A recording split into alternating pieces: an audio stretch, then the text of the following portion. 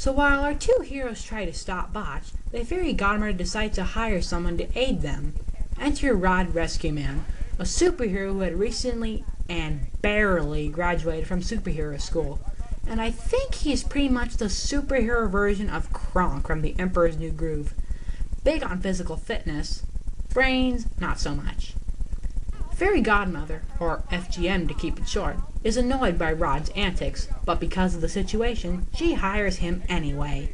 He eventually makes it to Ralph and Mumford, but he ends up misunderstanding their information and ends up leaving in search of Flora Fauna, believing she is a damsel in distress.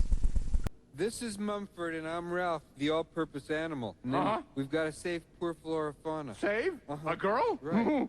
Distressed damsels are my meat and potatoes. She's got a real nice personality. No, Where do I find her? Just point me in the right direction. Listen, are you here to help us or what? I'm here to what, and where is she? Do you know about the Merk? Well, sure, that's first-year stuff. She's there.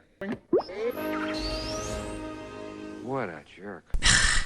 Was the school bribed or something? Because that's the only reason I could think of that allowed this idiot to graduate from superhero school.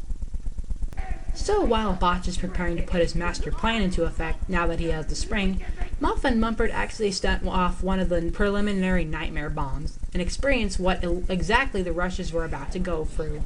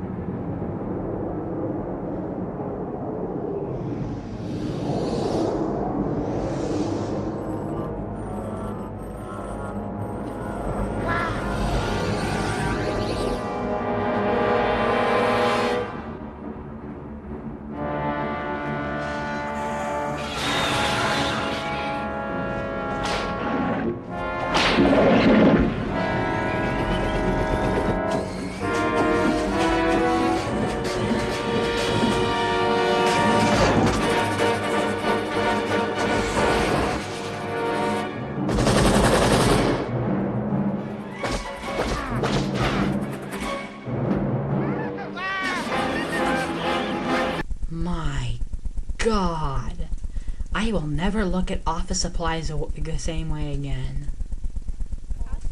Luckily, the FGM manages to save them and return them to Frively, but tells them to go back home because of the trouble they've caused.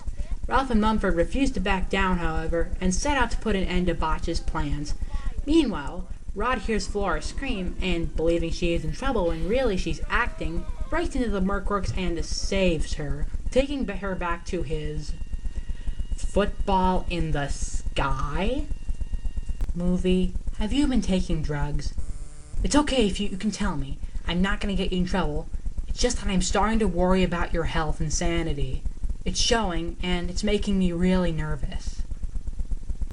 When she wakes up from passing out and realizing where she is and who she's with, Flora tries to escape, but because she's in a football in the sky, she ends up plummeting to the ground, but is saved again by Rod. And upon meeting back up with Ralph and Mumford, the four band together to stop Botch once and for all. Meanwhile, as Botch moves on to the final steps of his master plan, Scuzzbopper comes to him with a novel he's been working on, which Botch, showing no interest, throws out the window.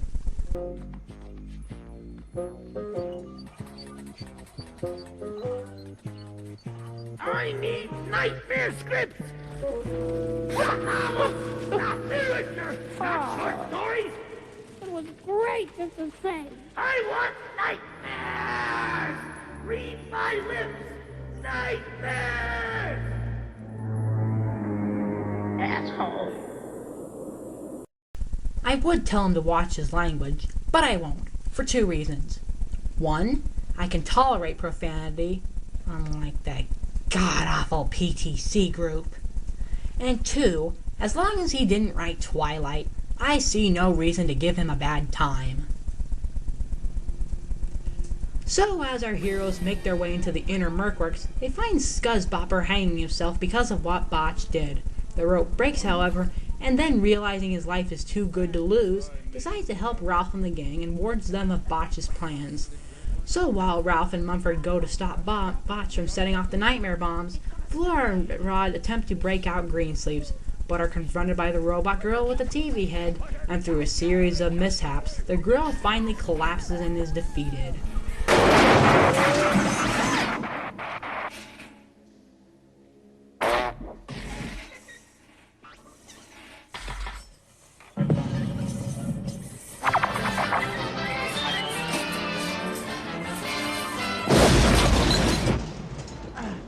Shame. He is one of the coolest things in this movie. May he rest in peace. So, after Ralph and Mumford get past more of Botch's traps, they decide to call Endgame, and thanks to Ralph's magic ability changing to a fly, they dodge Botch's attempts to shoot him down and confront him. While Ralph is still a fly, he managed to get Botch to activate the nightmare bombs too early, and as a result, they go off before the vultures can send them into Din, making them completely useless and saving the rushers. Stop! They're not awake! They're not feeling like nightmares! Stop it!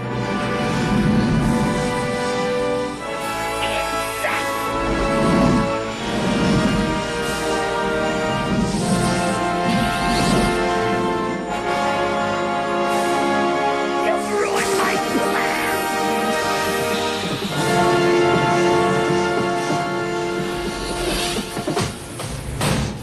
No! Never! It's too much to bear! I want my blankie! I want my mama!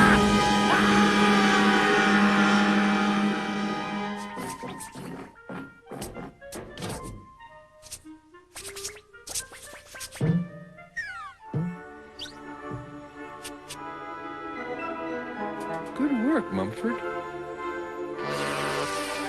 We did it! We are heroes. Hey, thanks. Nice catch, fellas. You're holding on a little tight, huh? Put me down someplace safe, okay? Why are you looking at me like that? It's just a scratch. It's not even mine, you know? I borrowed it, okay? So, in the end, Ralph and Mumford finally become the heroes they seek to be. Flora, Fauna, and Rod Rescue Man are finally a couple, or so he thinks. Greensleeves and the Figment are saved, the mainspring is returned to the cosmic clock, time resumes in Din, and everybody lived happily ever after.